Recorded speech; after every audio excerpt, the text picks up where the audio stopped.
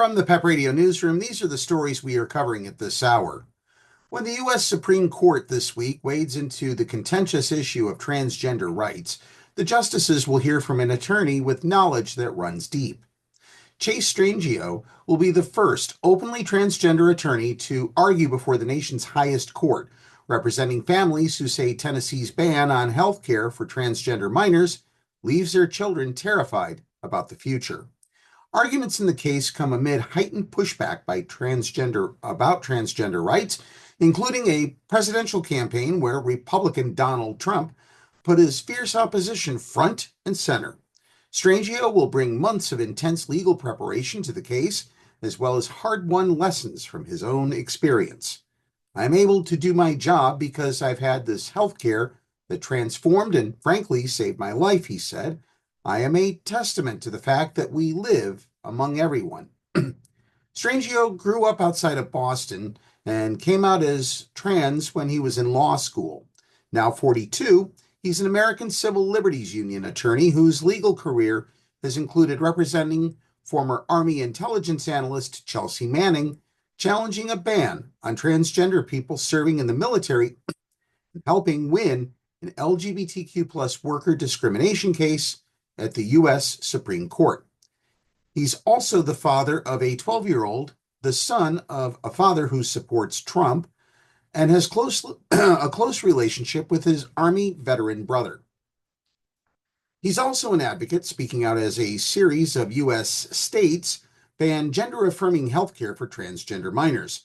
The laws are part of a wave of restrictions on school sports participation and bathroom usage around the country. After the first openly transgender person was elected to Congress, that would be a Democrat from the state of Delaware, Sarah McBride, House Speaker Mike Johnson, the Republican from Louisiana, declared support for restricting Sarah McBride and others' bathroom use to sex assigned at birth.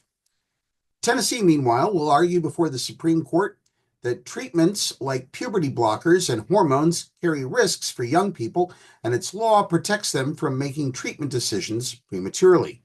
Tennessee, like many other states, acted to ensure that minors do not receive these treatments until they can fully understand the lifelong consequences or until the science is developed to the point that Tennessee might take a different view of their efficacy, state attorneys wrote in court filings.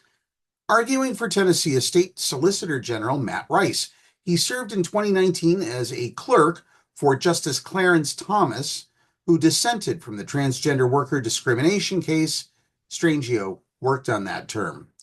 The State Attorney General's office did not make Rice available for an interview ahead of arguments, but his background also includes a couple of years as a minor league baseball player for the Tampa Bay Rays before he earned his law degree from the University of California at Berkeley.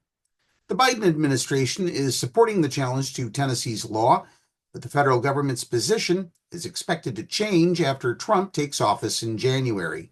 Strangio said he'll nevertheless keep advocating for transgender youth to access health care that wasn't available when he was young.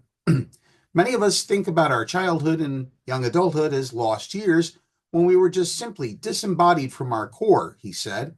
Major medical groups, including the American Medical Association and the American Academy of Pediatrics, oppose the bans and have endorsed such care, saying it's safe when administered properly.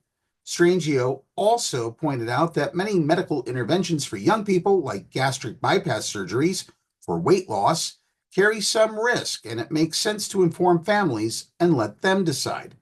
There is harm that is compounded when we are forcing young people to be denied care that their doctors and their parents and they themselves all agree they need, he said. The U.S. Supreme Court is expected to decide the case by the summer. And now this news in the fight against HIV/AIDS. It's been called the closest the world has ever come to a vaccine against the AIDS virus. The twice-yearly shot was 100% effective in preventing HIV infections in a study of women, and the results published Wednesday show it worked nearly as well in men. Drug maker Gilead said it will allow cheap, generic versions to be sold in 120 poor countries with HIV rates mostly in Africa, Southeast Asia, and the Caribbean. But it has excluded nearly all of Latin America, where rates are far lower but increasing, sparking concern the world is missing a critical opportunity to stop the disease. This is so far superior to any other prevention method we have that it's unprecedented, said Winnie Byanyima, executive director of UN AIDS. She credited Gilead for developing the drug, but said the world's ability to stop AIDS hinges on its use in at-risk countries. In a report issued to mark World AIDS Day on Sunday, UNAIDS said that the number of AIDS deaths last year, an estimated 630,000, was at its lowest since peaking in 2004, suggesting the world is now at a historic crossroads and has a chance to end the epidemic. The drug, called tenacapavir, is already sold under the brand name Sunlenca to treat HIV infections in the US, Canada, Europe, and elsewhere. The company plans to seek authorization for Sunlenca to be used for HIV prevention.